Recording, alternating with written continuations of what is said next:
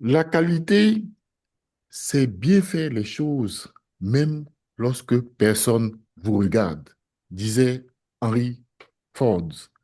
Distingués membres du chapitre Côte d'Ivoire, honorables participants d'ici et d'ailleurs, bonsoir et bienvenue à ce webinaire. Je suis Destin Lobo, vice-président sponsorship au PMI Côte d'Ivoire et ce soir, je serai votre modérateur. On parle de qualité dans la vie de tous les jours, qualité dans nos environnements professionnels, qualité également dans nos projets. Nous parlerons aujourd'hui de la qualité dans le projet, comment piloter la qualité dans nos projets. Et pour pouvoir le faire, nous aborderons aujourd'hui un projet emblématique de la Côte d'Ivoire, l'échangeur VGE. Comment la qualité a été pilotée au niveau de ce projet qui avait pour but de s'assurer ou d'assurer la fluidité du trafic au niveau du boulevard. Pour parler de la qualité de cet important projet VGE, la qualité menée au sein de cet important projet, nous avons un expert. Il est ingénieur des travaux publics. Il est certifié PMP. Il est auditeur ISO 9001. Il est expert en ouvrage d'art. Il a plus de 17 ans d'expérience avec 9 ans en management de la qualité. Il a piloté le projet échangeur VGE pour le compte de Bureau Veritas en qualité de chargé d'affaires. Vous le devinez, notre grand expert de ce soir n'est autre que Justin Aka, que je vous prie d'accueillir. Bonsoir, Justin Aka. Bonsoir Destin, bonsoir à tous. Je vous remercie de me donner la parole sur cet important projet de ma carrière et j'aurai la lourde tâche de vous entretenir sur ce thème, la gestion de la qualité dans un projet d'ouvrage d'art, cadre de l'échangeur VG. C'est vraiment un plaisir pour nous d'être avec toi et de t'écouter tout le long de ce webinaire. Permettez-moi de rappeler le déroulé de notre webinaire. Le webinaire se déroulera en trois étapes. D'abord, il y a les propos introductifs, les propos qui ont commencé depuis ma prise de parole jusqu'à maintenant. Ensuite, on aura l'exposé de notre expert. Justin va nous détailler, comme il vient de dire, comment la qualité a été pilotée au sein du projet échangeur VGE. Ensuite, nous vous laisserons la possibilité de poser des questions-réponses. Nous allons faire monter le mercure tout doucement et sans transition aucune. Cher ami Justin, je voudrais te laisser la parole pour ton exposé. Merci Destin. Euh, je partage mon écran.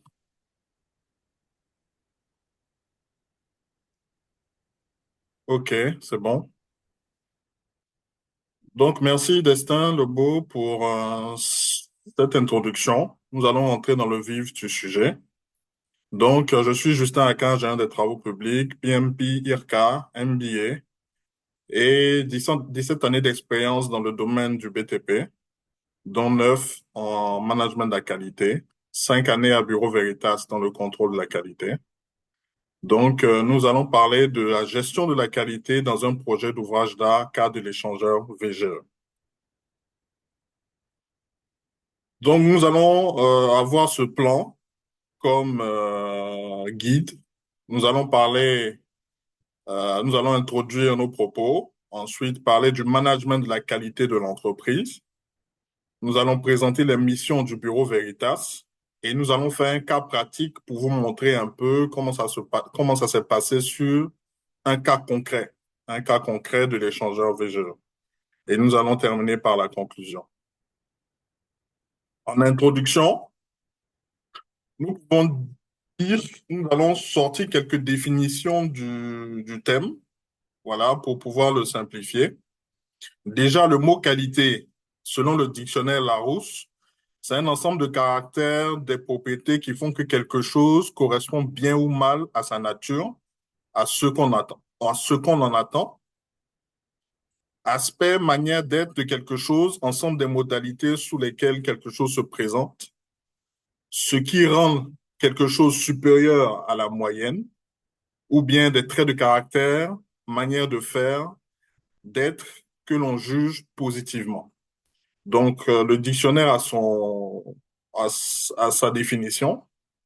Mais nous, les qualiticiens, nous aimons les normes et la norme ISO 9000 définit la qualité comme un ensemble aptitudes d'un ensemble de caractéristiques intrinsèques à satisfaire des exigences.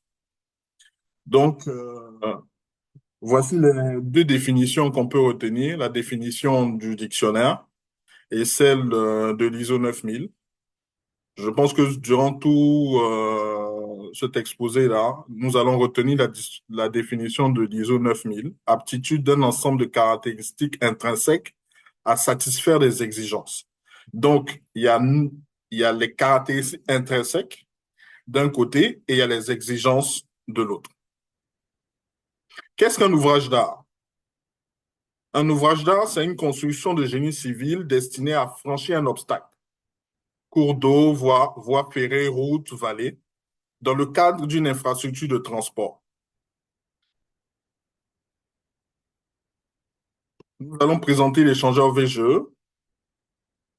La construction de l'échangeur Valéry Giscard d'Estaing rentre dans le cadre de la réalisation de la liaison Rivera-Marcory, qui consiste en la création d'une voie express entre le boulevard Mitterrand, quartier Rivera, et le boulevard Valéry Giscard d'Estaing, quartier Marcory. Cet échangeur est un diffuseur à 3 niveaux, assurant la circulation des véhicules empruntant le boulevard Valéry Giscard d'Estaing et la voie express. L'exploitation de tous les ouvrages de l'échangeur Valéry Giscard d'Estaing s'intègre à la concession du pont Henri-Conan Bédier, conclue entre l'État de Côte d'Ivoire et la société de concession du pont Rivera-Marcory. Donc, il faut retenir il y a deux projets. La vision, c'est de relier le boulevard Mitterrand, qui est aujourd'hui le boulevard Kofi Kado, ça a été rebaptisé, et le boulevard VGE à Marcory, qui a été rebaptisé par le boulevard Félix Houphouët-Boigny. Donc, on veut créer une voie express entre ces deux grands boulevards. Et il y a deux projets qui longent cette voie express-là. Vous avez l'échangeur VGE qui est au niveau de Marcory et vous avez le pont HKB. Et ces deux ouvrages d'art, là, que sont le pont Henri-Conan Bédier et l'échangeur VGE, vont rentrer dans la concession du pont Henri-Conan Bédier, qui est géré par la société Socoprim, qui gère tout ce qui est péage et le remboursement du financement. Voici, voici une photo de l'échangeur. Je pense que beaucoup le reconnaissent. Donc, la consistance des travaux. En quoi consiste cet échangeur-là? Vous avez 16 ponts qui constituent l'échangeur. Donc, ces ponts ont été nommés OA14, OA24, OA17, OA406, 108, 112, 211. Ce sont des ponts entablés en béton précontraint. Donc, c'est une technique dans le génie civil qui permet d'assurer de longues portées au pont et ces ouvrages sont faits en béton précontraint. Donc, l'échangeur est composé d'ouvrages d'art, de petits ponts. Le projet est constitué de réseaux, de remblais d'accès en sol renforcé. Donc, vous avez 7 remblais d'accès en sol renforcé. Voici un peu à quoi ça ressemble. Vous avez le sol renforcé, c'est une façon de soutenir la terre avec des écailles et des tirants. Donc, vous avez un peu la description de la photo sur la photo. Donc, c'est le remblai qui assure la stabilité du mur, des murs périphériques.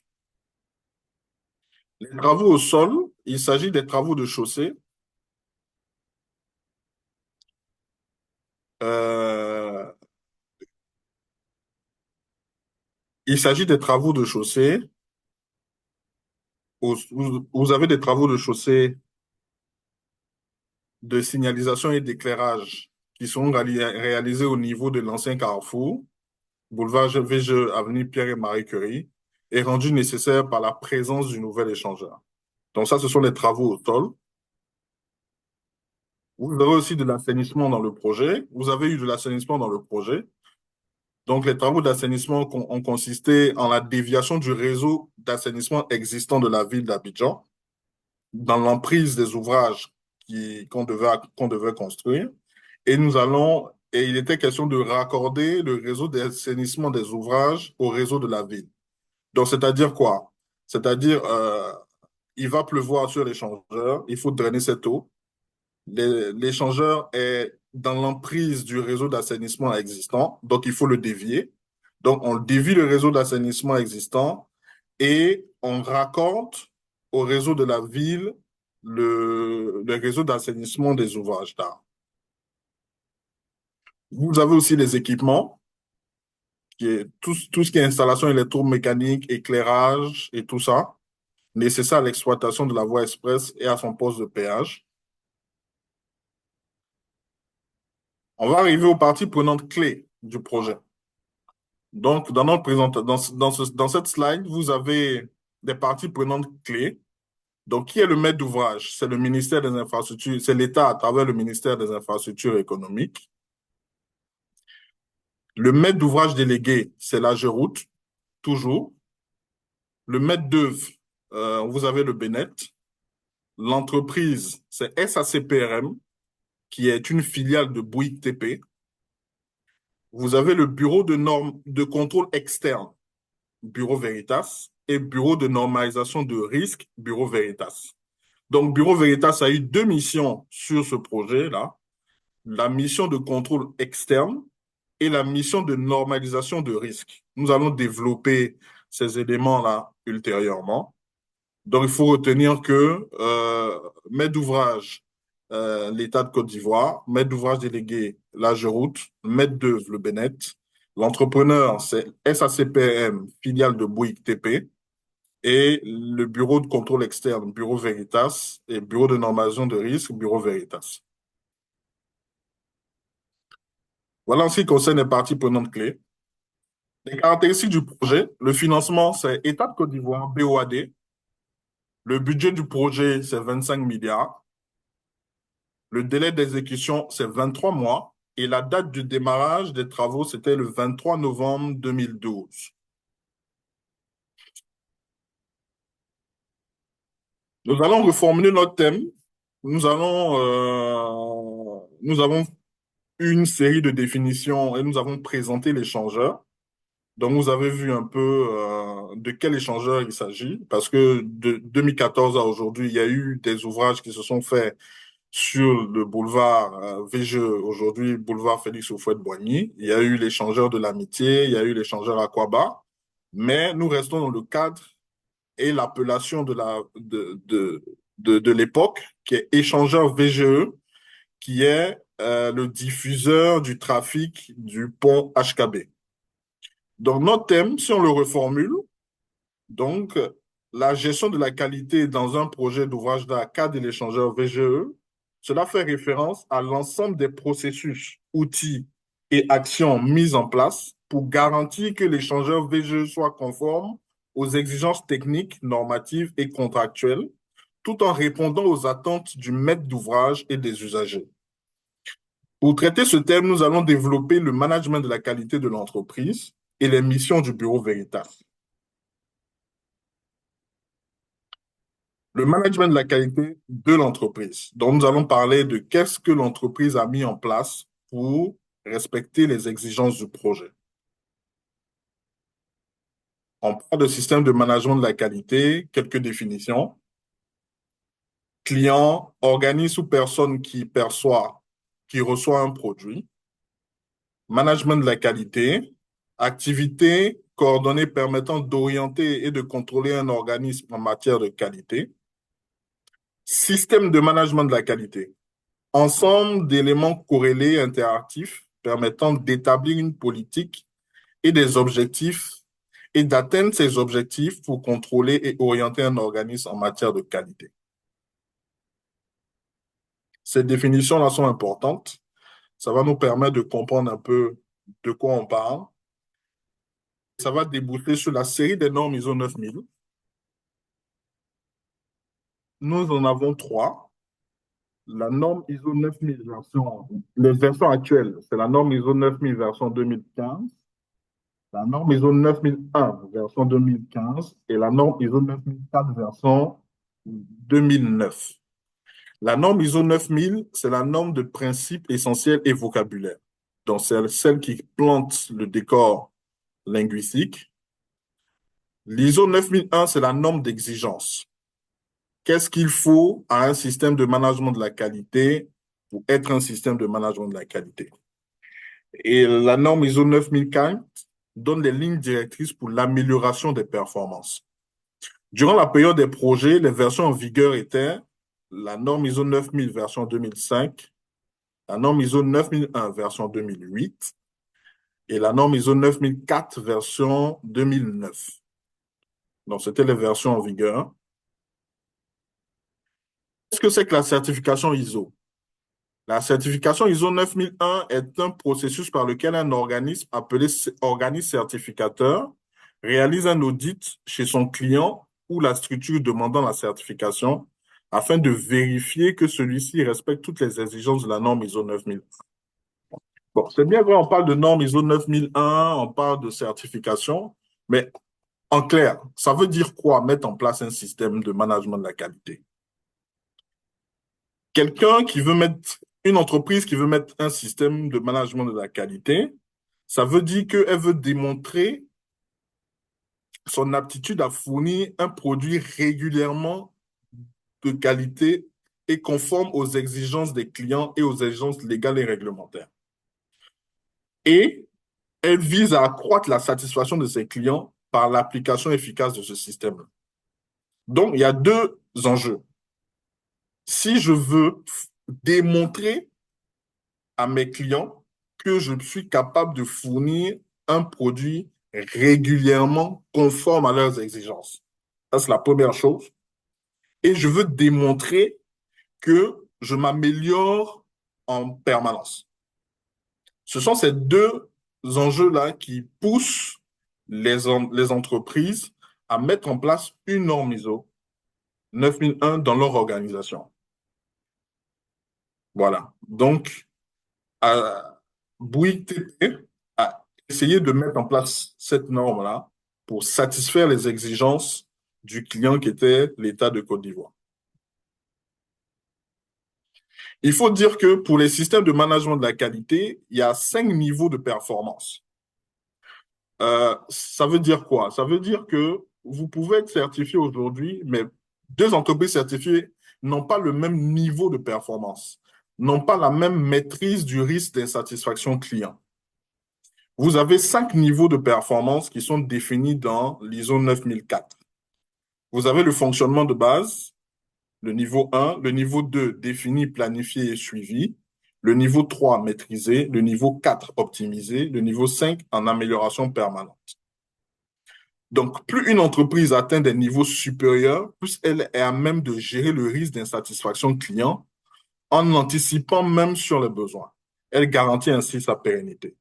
Donc, je mets en place un système de management de la qualité pour satisfaire les exigences des clients, pour démontrer que je suis capable de produire un service ou un produit régulièrement de qualité. Il y a 5 niveaux de performance. Là, la certification, c'est le niveau 2. Quand vous regardez cette grille de progrès, la certification, c'est le niveau 2. Donc, deux entreprises certifiées n'ont pas le même niveau de maturité organisationnelle. Et la certification, comme je dis tantôt, c'est le niveau 2. Donc, Bouygues TP a fait montre d'un grand niveau de maturité. Et moi, je le qualifierais de système de SACPRM autour de 3 et 4, niveau 3, niveau 4, niveau 5. Voilà.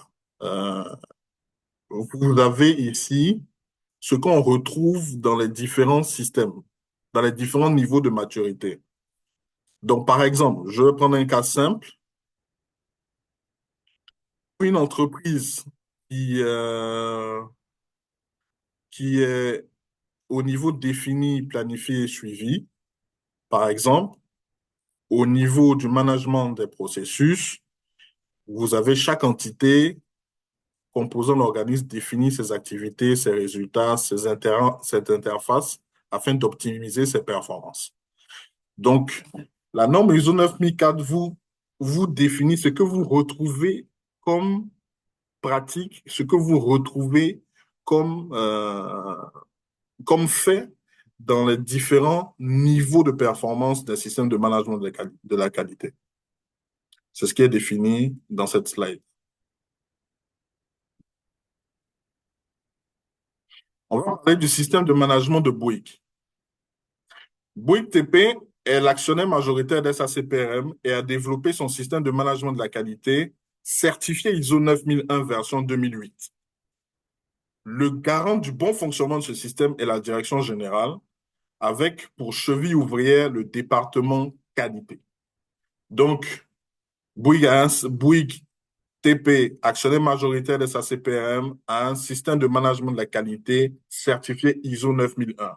Il veut démontrer à ses clients qu'il est capable de fournir un produit, un service conforme aux exigences des clients et il est capable de s'améliorer. Voilà ce que ça veut dire. Donc, l'exigence du client est matérialisée par le contrat de travaux qui lie le maître d'ouvrage et l'entreprise. Donc, la première exigence entre SACPRM et l'État de Côte d'Ivoire, la première exigence du système de management de la qualité, c'est le contrat de travaux. Ça, c'est un. La norme ISO 9001 demande de déterminer toutes les exigences légales et réglementaires applicables aux produits, c'est-à-dire la construction. Dans le cas d'espèce, nous avons les normes ivoiriennes et les normes françaises de construction. Aussi, SACPM est une organisation basée sur les projets.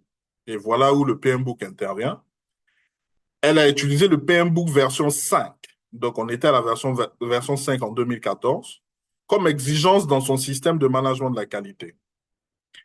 La documentation projet, donc, était écrite par les équipes travaux et l'équipe qualité qui représentait l'équipe projet. Cette documentation était matérialisée par le contrat de travaux.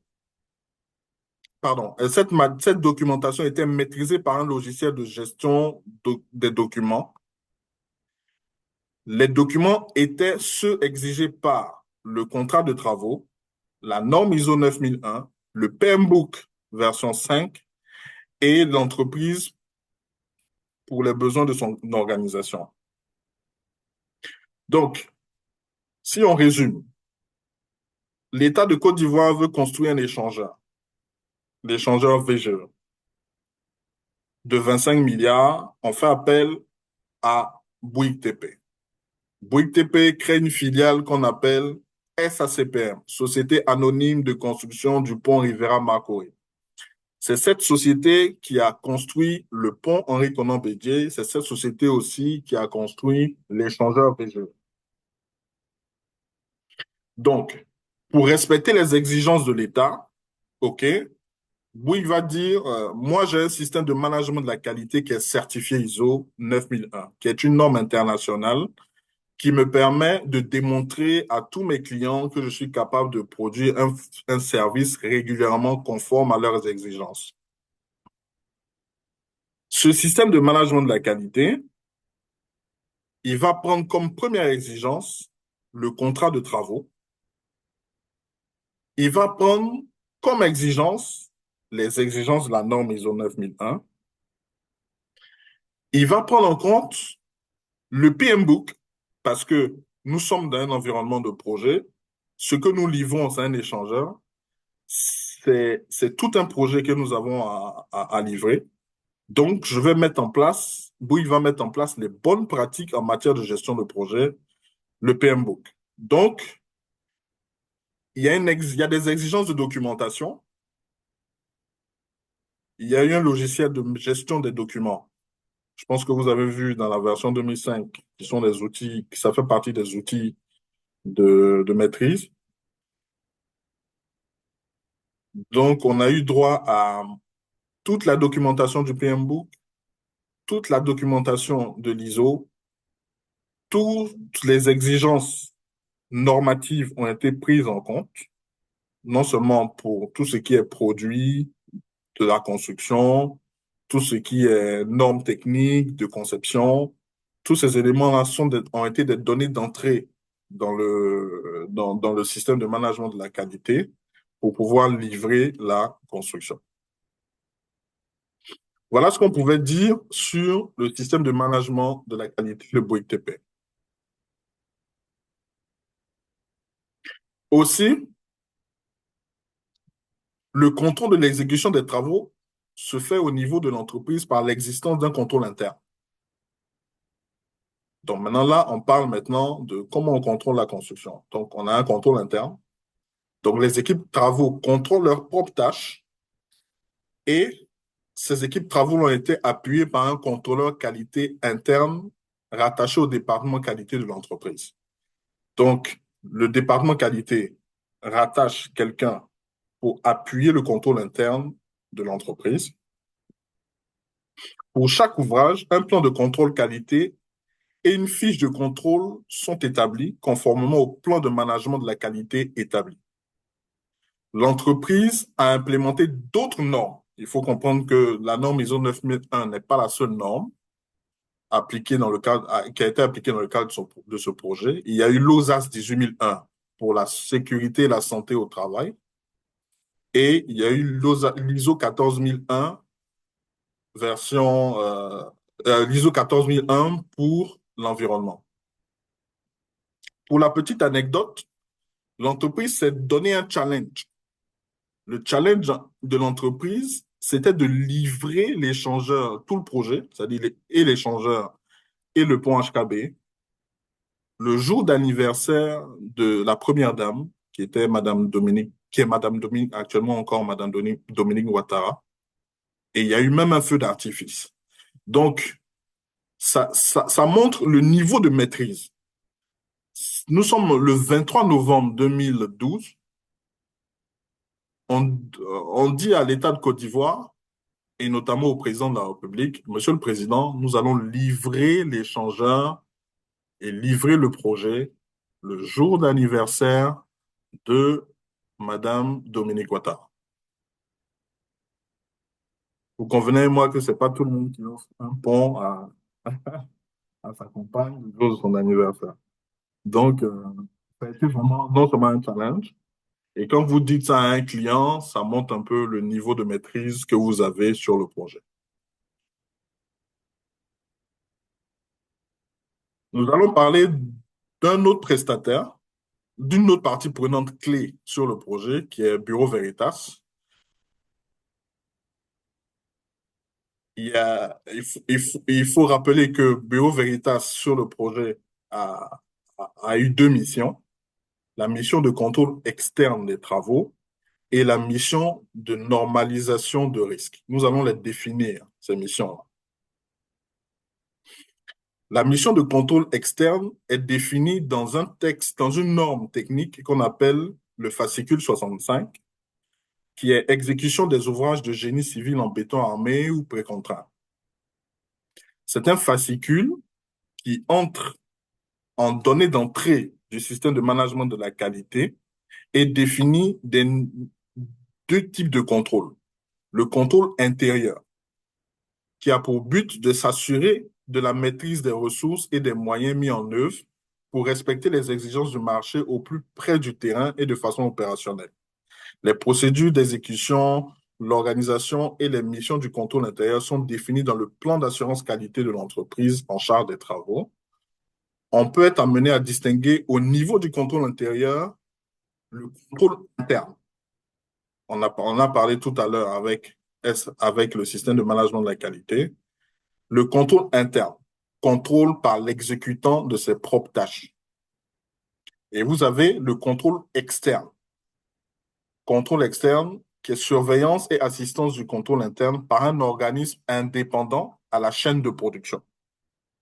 Donc, ce qui se passe, c'est que il y a un premier niveau de contrôle pour la construction qui est le niveau de contrôle de l'entreprise elle-même. Donc, l'entreprise, les exécutants des tâches contrôlent leur, leur tâche. Ensuite, il y a un responsable qualité, il y a un contrôleur qualité qui assiste ce contrôle interne. Deuxième niveau. Troisième niveau, on va appeler un contrôle externe, qui est Bureau Veritas,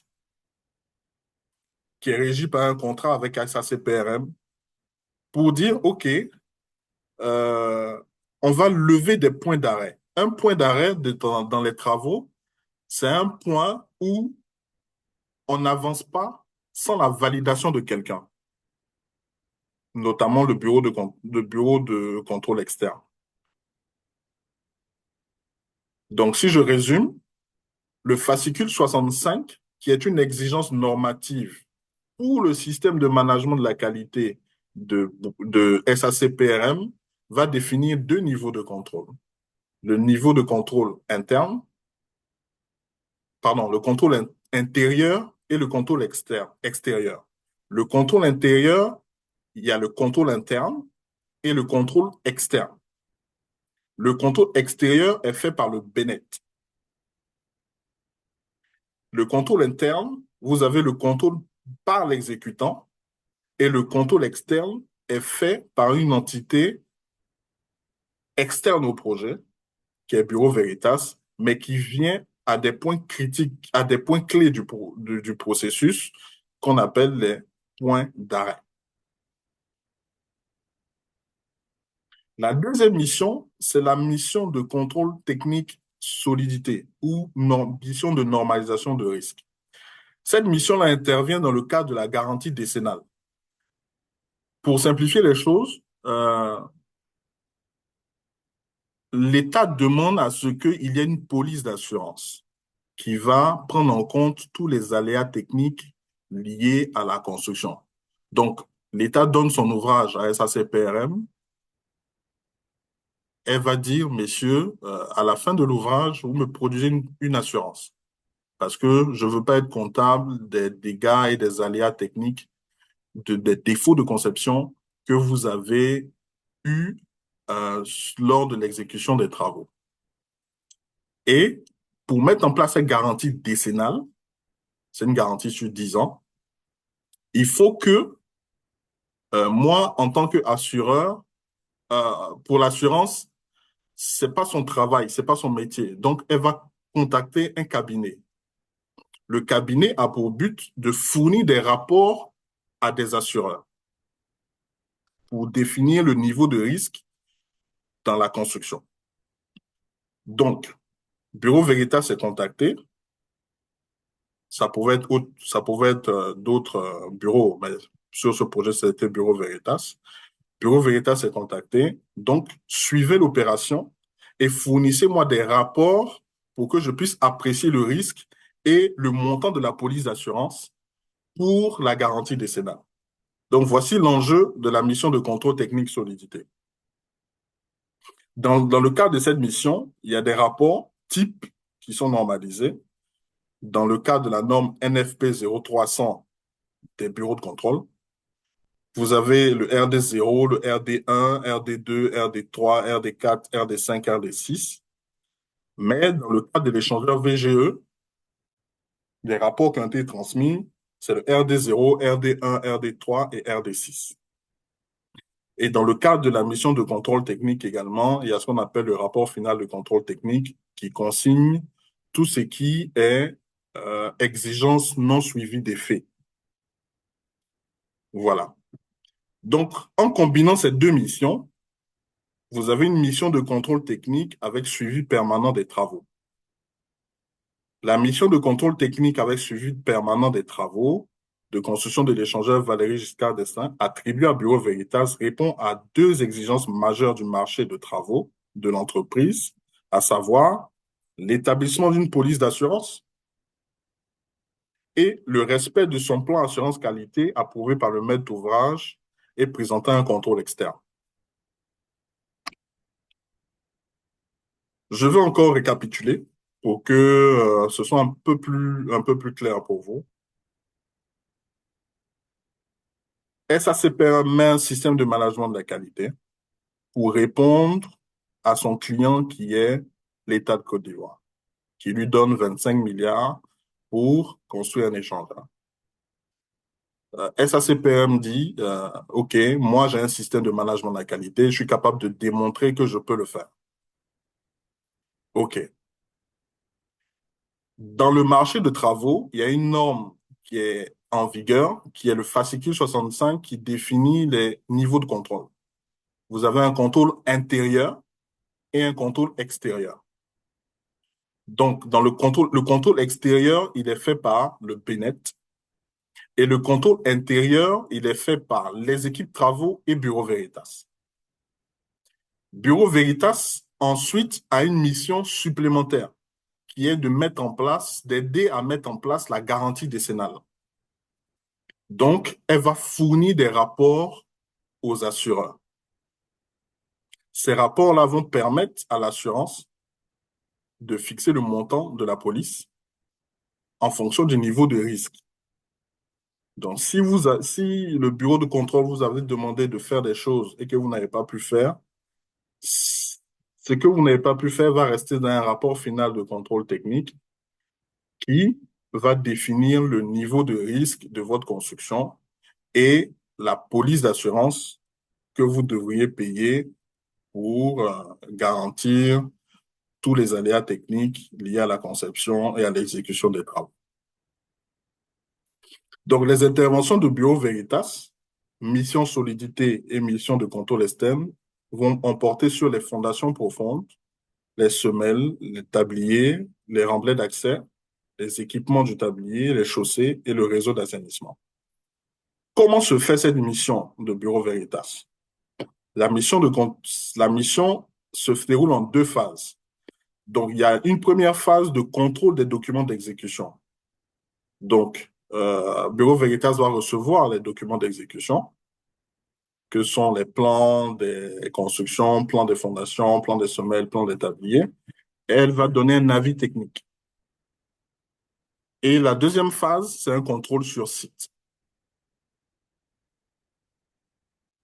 Voici les types de documents et les missions concernées.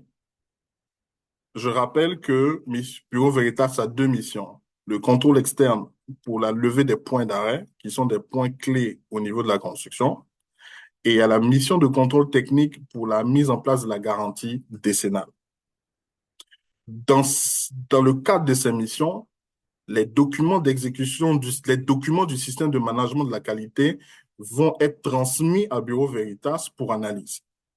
Donc, vous avez par exemple la fiche d'agrément des matériaux, la procédure d'exécution, les procédures d'exécution et les plans de contrôle, les résultats d'essais sur les matériaux, les rapports géotechniques, les plans d'exécution des ouvrages, des chaussées, des accès, les plans du réseau d'assainissement, les fiches de contrôle qualité et tout ça.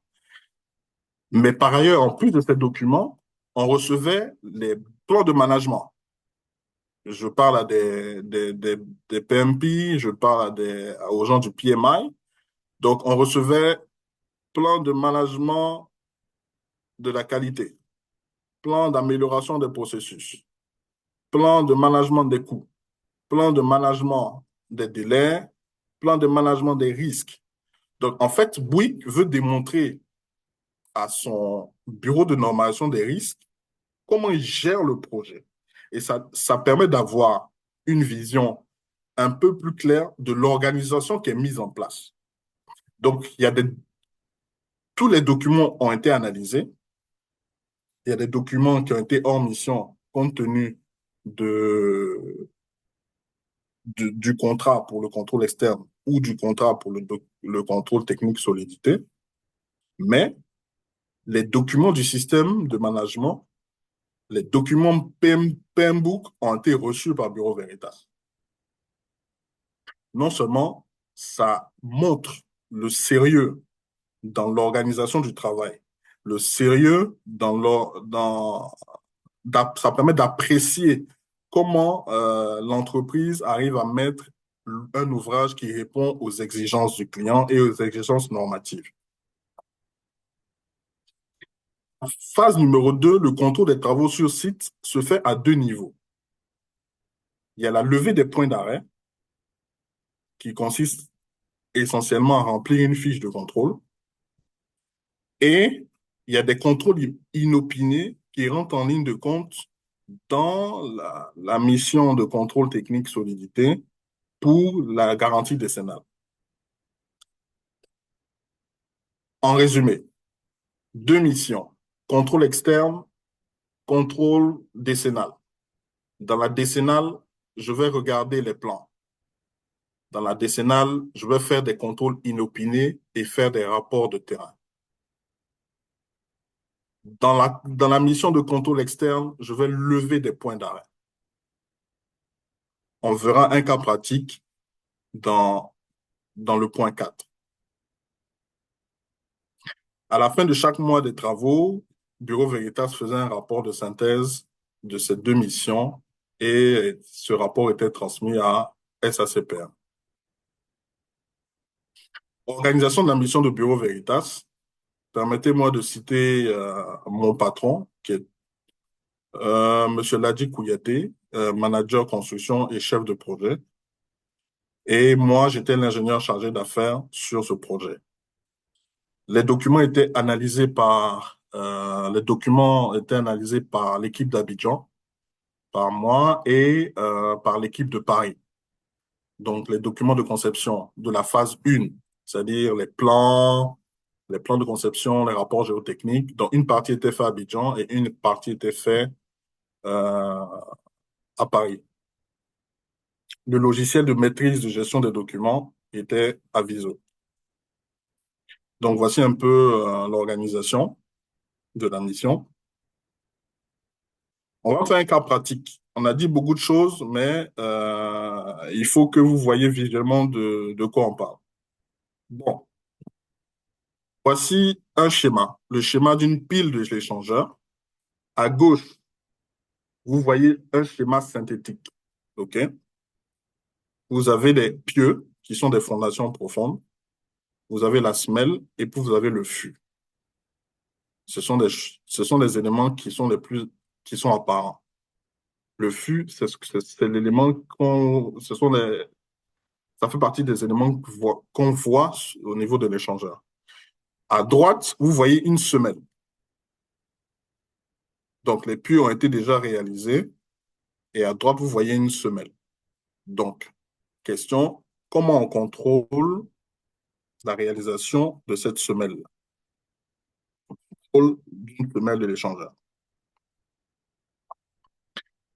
Donc, il y a deux missions. Bureau Veritas a deux missions. La mission de normalisation de risque et la mission de contrôle externe. La mission de contrôle externe, je rappelle encore, qui est un appui au contrôle interne de l'entreprise. Dans cette mission, on va vérifier une checklist de contrôle. Mais dans la mission de normalisation de risque, je vais faire autre chose. Je vais examiner des documents de conception de la semelle. Je vais émettre un avis technique à l'aide du logiciel Aviso. Je vais dire, OK, je ne suis pas d'accord ou je suis d'accord avec votre conception de semelle ou pas. Je vais émettre un compte-rendu de contrôle technique sur le chantier. Donc, vous voyez un peu les étapes au niveau des deux missions de Bureau Veritas. Cas concret. Cette slide vous montre la fiche de contrôle euh, qui est, le PMBOK appelle la checklist ou bien la liste des contrôles. Donc, vous avez ici une liste de contrôles dans le cadre du contrôle externe. Donc, une fois que la checklist est vérifiée, il y a les signatures qui sont faites et la fiche est archivée. Et qu'est-ce que ça veut dire? Ça veut dire que on peut passer à l'étape suivante. Donc, par exemple, lors du contrôle du ferraillage de la pile, vous vérifiez ces différents éléments, vous signez la fiche, vous passez au coffrage, vous signez la fiche et le point d'arrêt est levé. Contrôle externe. Contrôle de normalisation de risque, On a fait en amont, on a examiné les documents de conception de la semelle, on a émis des avis techniques, on a évalué la conformité des plans d'exécution, on a mis, on a émis un compte rendu de contrôle technique.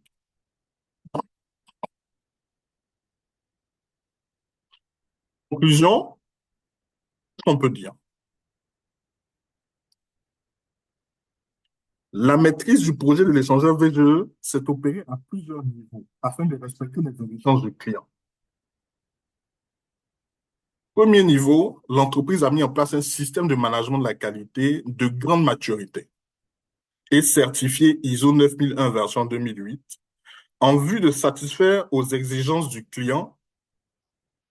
L'adoption de ce système impose la prise en considération de toutes les exigences légales et réglementaires applicables aux produits, c'est-à-dire les normes techniques, le contrat de travaux, les normes du contrat, les normes qui ne sont pas dans le contrat et qui sont applicables à l'échangeur, ces normes ont été prises en considération, y compris les normes de conception. Deux, ce système a adopté les bonnes pratiques du PMBOK 5 en développant tous les processus nécessaires à la gestion de projet. Trois, conformément aux normes d'exécution en matière d'ouvrage d'art, un contrôle interne après réalisation des travaux est effectué par les équipes travaux et le contrôleur qualité de l'entreprise. Le quatrième point, un contrôle externe fut déployé par Bureau Veritas en vue de la levée des points d'arrêt. Donc, on vient de voir tout à l'heure, pour une semelle, quelles ont été les étapes pour le contrôle externe. Ça consiste essentiellement à vérifier des checklists et à valider une fiche de contrôle. En cinquième point, afin de prévenir les aléas techniques lors de la construction et pour mettre en place la garantie décennale, Bureau Veritas a effectué une mission de normalisation de risque. Donc, ces 5 points-là ont permis la maîtrise du projet en termes de coût, délai, qualité. Ce fut un bel exemple d'intégration des normes ISO 9001 et PMBOK dans le cadre d'un projet d'ouvrage d'art. Nous invitons les entrepreneurs ivoiriens du secteur BTP à prendre exemple sur cette entreprise de classe mondiale. Je vous remercie et je me soumets à vos éventuelles questions. Merci infiniment, Aka, pour cet exposé, pour avoir exposé sur l'échangeur du VGE. On rappelle hein, qu'il avait pour but d'assurer la fluidité du trafic au niveau du boulevard. Au cours de ton exposé, j'ai particulièrement été accroché par l'intégration des normes ou la prise en compte des normes qui allaient permettre de régir, qui allaient permettre qu'on allait utiliser dans ce projet. Et ça, c'est une des bonnes pratiques du PMBOK. Dans la planification de la gestion de la qualité, le PMBOK nous demande de collecter toutes les normes que nous allons appliquer au projet. Et ça a été vu de façon très clair tout le long de ton exposé.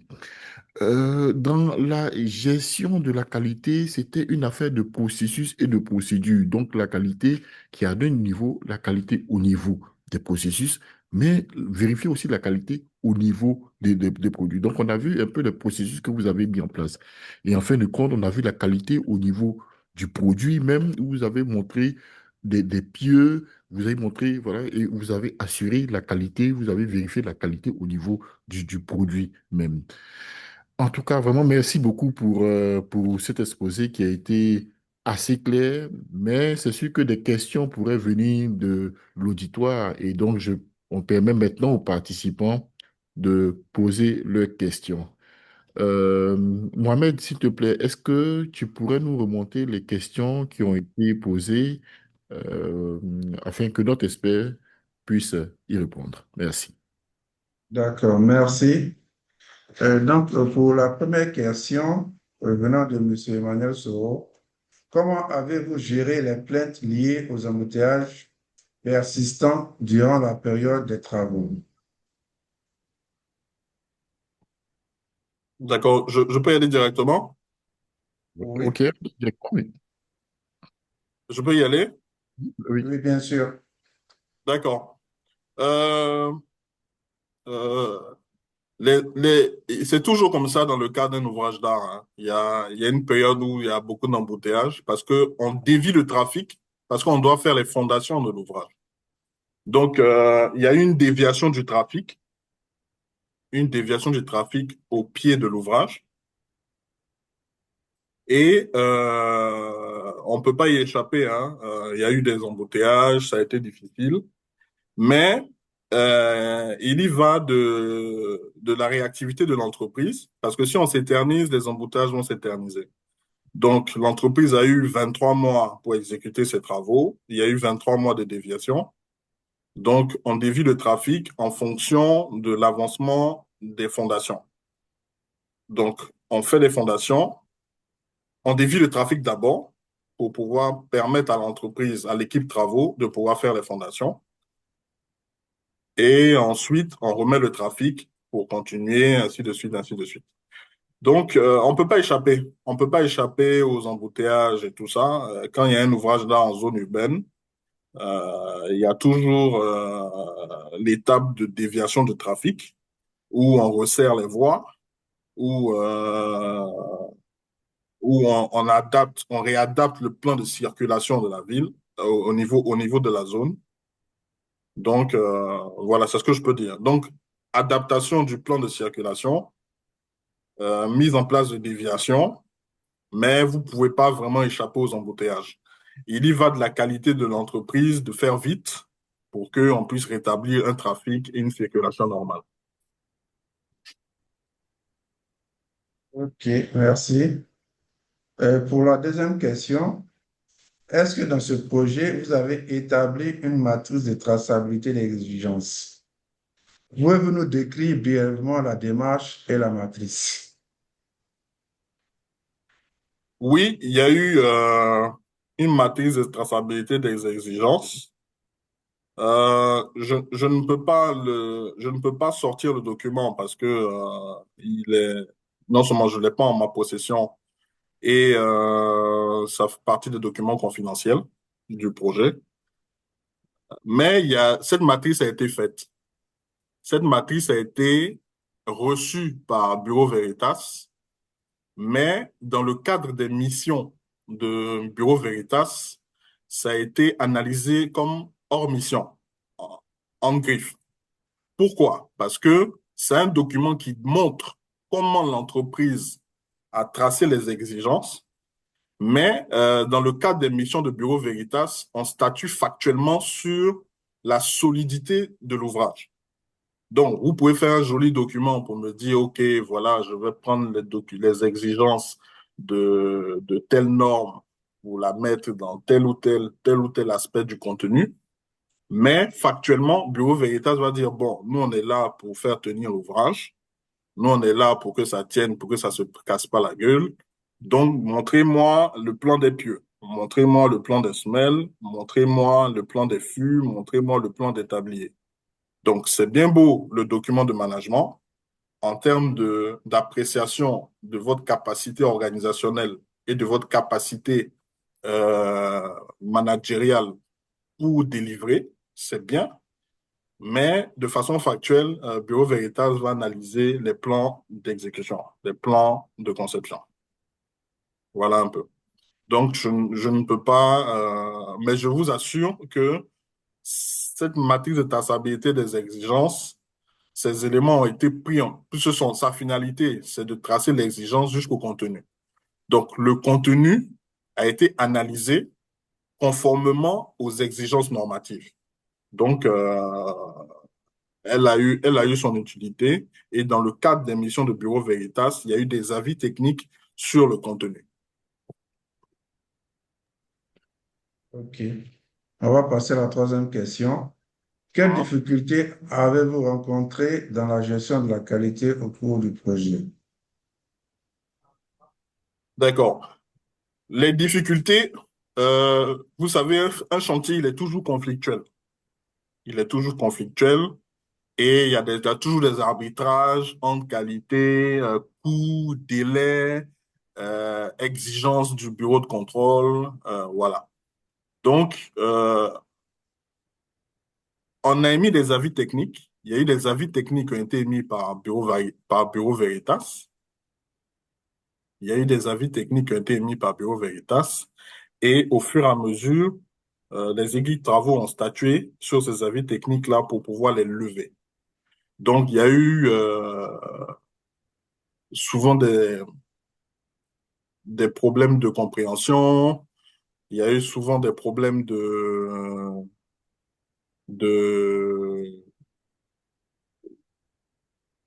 des problèmes de, oui, des problèmes de compréhension des avis techniques, des problèmes d'implication pour la mise en conformité des non-conformités, pour la remise en conformité des non-conformités. Voici un peu, en gros, les difficultés majeures. Mais sinon, à la fin de la construction, on a eu un rapport quand même qui a été vraiment acceptable et il n'y a pas eu de risque majeur. L'entreprise a tenu compte de tous les avis de Bureau Veritas dans le cadre de la mission de garantie décennale. OK. Pour la prochaine question, ça vient de M. Médard. Quels étaient, entre autres, les indicateurs cibles lors de la mise en œuvre du projet? Les indicateurs, ceux qui ont été utilisés, c'est ceux de la earn value. Euh, on les a vus, on les a vus. Les indicateurs, nous, les indicateurs en termes de qualité, ça a été le taux de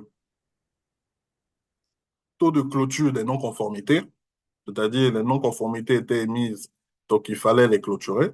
Au niveau de la garantie décennale, il y a eu la levée des, des exigences non suivies d'effet. C'est-à-dire quoi? C'est-à-dire quand le contrôleur technique, il fait un avis technique pour vous dire que tel aspect n'est pas bon, il le consigne dans le rapport. Tant que vous n'avez pas donné des preuves de lever, pour lever pour lever l'exigence, il ne fait rien. Voilà. Donc, voilà un peu comment ça s'est déroulé. D'accord, merci. La prochaine question, c'est comment s'est fait la gestion de la qualité en amont de ce projet? Par exemple, comment s'applique la qualité lors du choix en amont du vainqueur de l'appel d'offres de réalisation du pont? Ah, bon, ça, c'est des questions un peu qui dépassent qui ont dépassé mes attributions et mes prérogatives. Ça rentre un peu dans des questions politiques. Donc, ce que je peux dire, c'est que c'était l'un des projets phares de sortie de crise. Et au niveau, vous savez que ce projet-là, il y a eu des Chinois qui devaient faire. Ensuite, il y a eu des arbitrages entre la France de Bouygues et les Chinois. Il y a eu des camps politiques qui avaient voulu faire l'ouvrage par d'autres prestataires. Mais finalement, c'est Bouygues qui a remporté ce contrat-là. Ça a été un contrat PPP avec concession. Donc, vraiment, je ne peux pas statuer sur le processus parce que j'étais pas dans l'équipe d'attribution. Mon travail a consisté à gérer la qualité produit, la qualité des documents d'exécution, à évaluer l'entreprise, sa capacité à délivrer un ouvrage de qualité par l'examen des documents et par l'examen des contrôles et par le contrôle sur site. D'accord, très bien. Prochaine question vient de M. Mamadou Traoré. Merci, M. Justin Aka, pour l'exposé. Je voudrais savoir si le système de double contrôle entre Veritas et Benet ne joue pas sur le délai. Non, ça joue pas sur le délai parce que les équipes sont en permanence sur le site. Donc, quand vous faites un ouvrage, on est en permanence sur le site. Donc, le Benet est là, Bureau Veritas est là. Quand il y a les contrôles à faire, les contrôles sont faits en même temps. Les fiches de contrôle sont renseignées et archivées. Donc, il n'y a vraiment pas eu de problème euh, de délai venant de la qualité. Vraiment pas. Merci.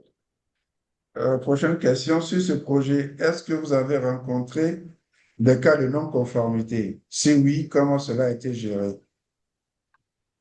Oui, il y a eu des non-conformités, mais la plupart étaient des non-conformités mineures. Il y en a certains qui ont été laissés en état. Il y en a certains qui ont été corrigés. Euh,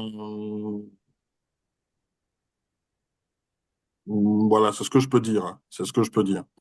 Je peux pas rentrer dans le détail, mais il y a eu la plupart des non-conformités étaient des non-conformités mineures. Des non-conformités mineures. Parce qu'il faudrait rappeler que une non-conformité, si elle n'est pas levée, il y a de forts risques qu'elle reste sur le rapport final de contrôle technique pour la garantie décennale. Mais il se trouve que ce rapport final, il y a vraiment pas eu d'exigence non suivie des faits. Donc, l'entreprise, à chaque fois, a levé les non-conformités, a levé les non-conformités et on est arrivé sur un rapport vraiment nickel.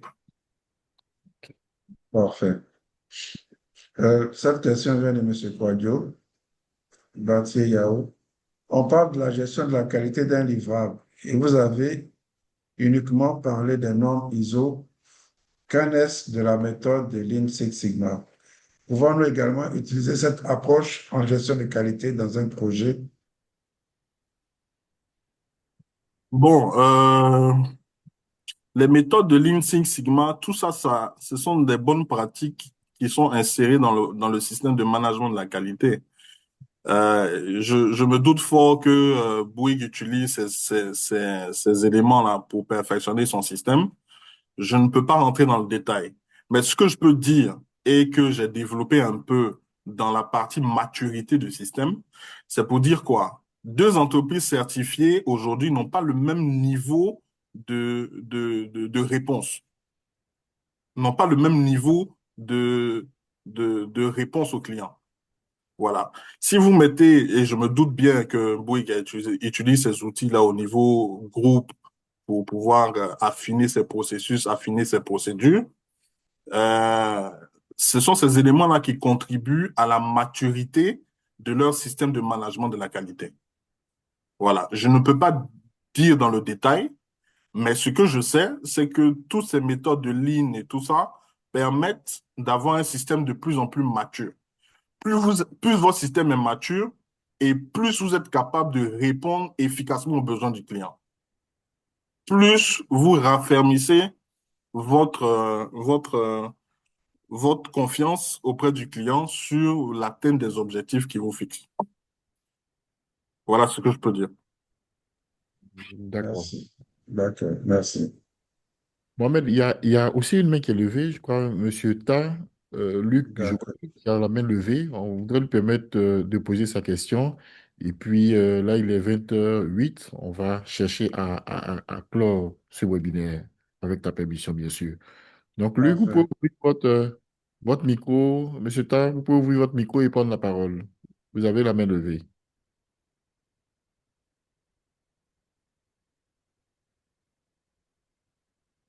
Monsieur Ta?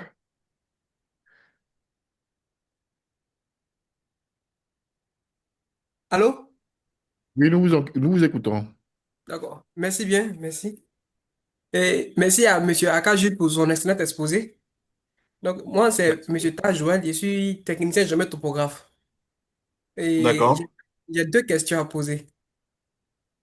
OK. Euh, la première question, c'est de savoir si le fait d'être qualiticien faisait partie du parcours académique ou c'est une certification en génie civil.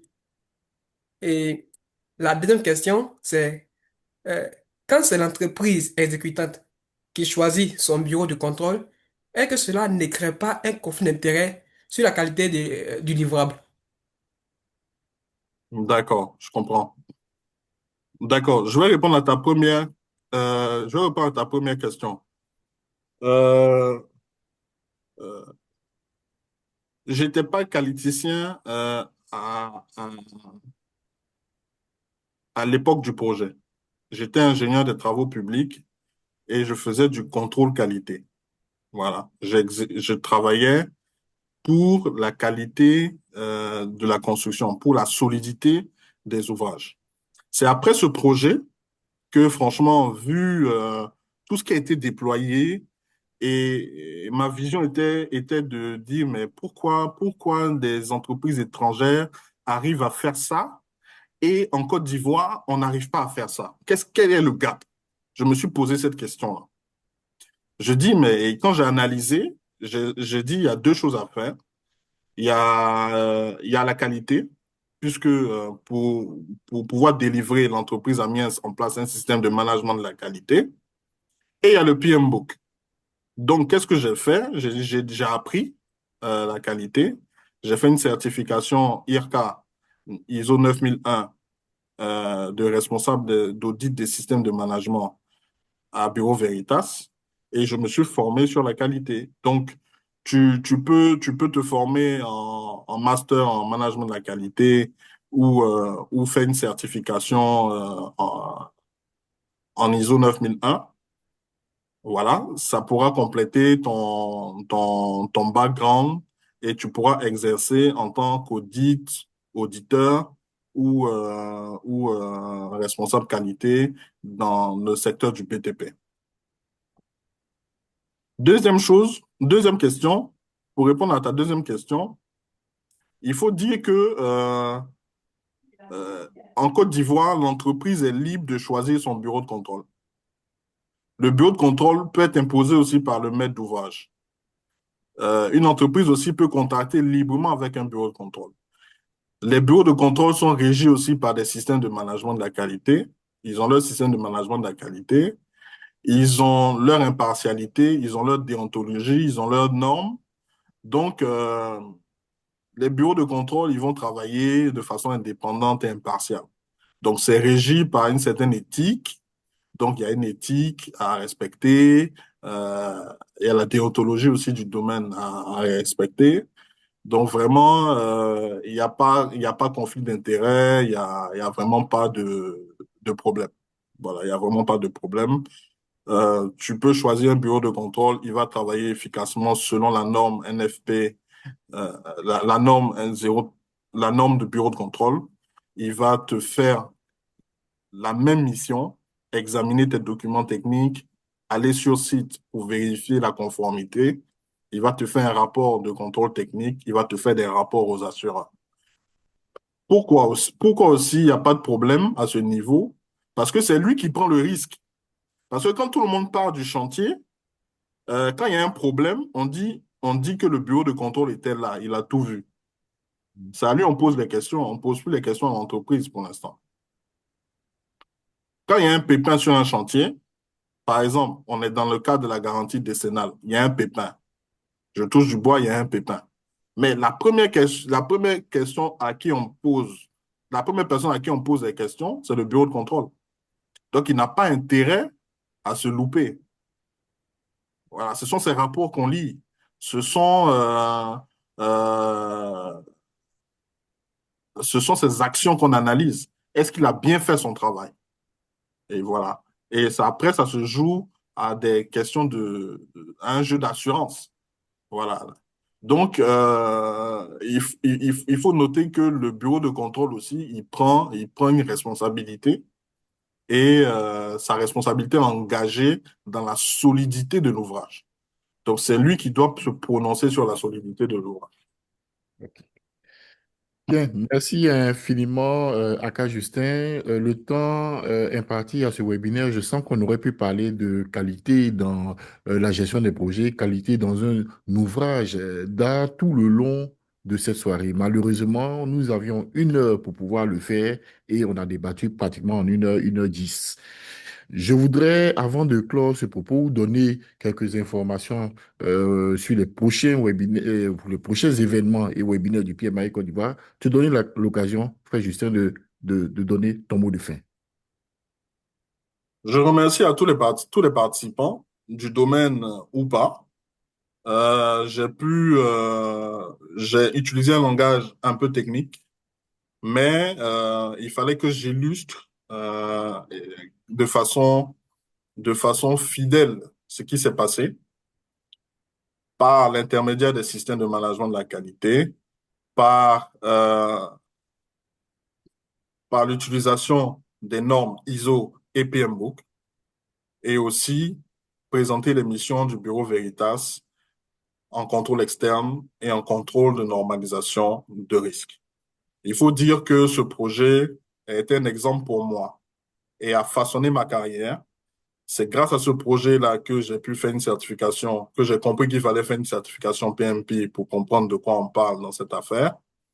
Aussi, il fallait comprendre comment les processus en l'intérieur d'une entreprise de BTP peuvent être améliorés, de quoi on parle quand on parle de qualité et de processus dans une entreprise de BTP.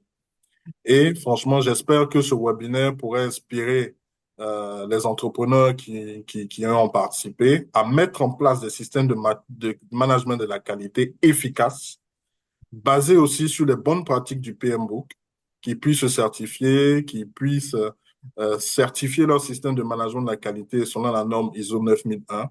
Et vraiment, on gagnera en performance pour l'atteinte des objectifs projets, pour l'atteinte des objectifs organisationnels. Voilà ce que je peux dire. Merci beaucoup de m'avoir invité et merci beaucoup au PMI Côte d'Ivoire. Je t'en prie, frère Aka, et je suis certain qu'on te fera appel. Il y a eu de très bonnes choses qui ont été dites, de très bonnes notions qui ont été partagées au cours de ce webinaire, des notions de qualité, qualité appliquée à un projet, à des ouvrages d'art. Et c'est sûr que ce que tu viens de dire nous inspire. Se faire certifier dans la gestion des projets, se faire certifier au niveau de la qualité pour pouvoir toujours délivrer des produits qui répondent aux exigences de nos clients. Telle doit être la mission d'un gestionnaire de projet. Merci infiniment, Monsieur Aka Justin. Je voudrais profiter de ce temps de parole pour pouvoir donner des informations sur le PMI Côte d'Ivoire, sur un événement clé du PMI Côte d'Ivoire qui va se dérouler dans quelques jours.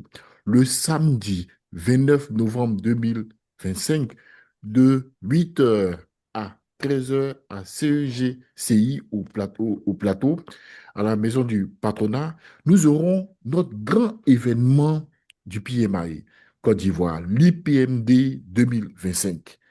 Eh bien, les tickets sont encore en vente. Il y a encore quelques places disponibles au coût de 10 000 francs pour les membres, 5 000 francs pour les étudiants et pour les non-membres, 15 000 francs. Je crois qu'il reste encore une dizaine de places. Alors, dépêchez-vous, ceux qui n'ont pas encore eu leur ticket, rapidement, essayez de prendre vos tickets. Le programme est alléchant et je vous le dis, nous aurons des webinaires, nous aurons des thématiques assez intéressantes qui seront développées le long de cet événement. Eh bien, on va se célébrer, on va parler de l'innovation dans la gestion des projets, on va parler du leadership dans la gestion des projets, on va faire du réseautage ce jour-là. Eh bien, j'invite tous les membres du chapitre Côte d'Ivoire, tous les sympathisants, tous les professionnels de la gestion des projets à prendre un ticket et à être présent ce jour-là. C'est l'information essentielle que j'avais voulu donner ce soir. Et donc, rendez-vous le 29. C'est sur ces mots que je voudrais mettre un thème à ce webinaire et passer une excellente soirée. Bien de choses à toute votre famille et restons connectés sur les événements du PMI. Merci et très bonne soirée. Au revoir, Aka, au revoir tout le monde. Au Fais- revoir. fais- Au revoir. on se parle tout à l'heure. OK. Merci. Merci infiniment.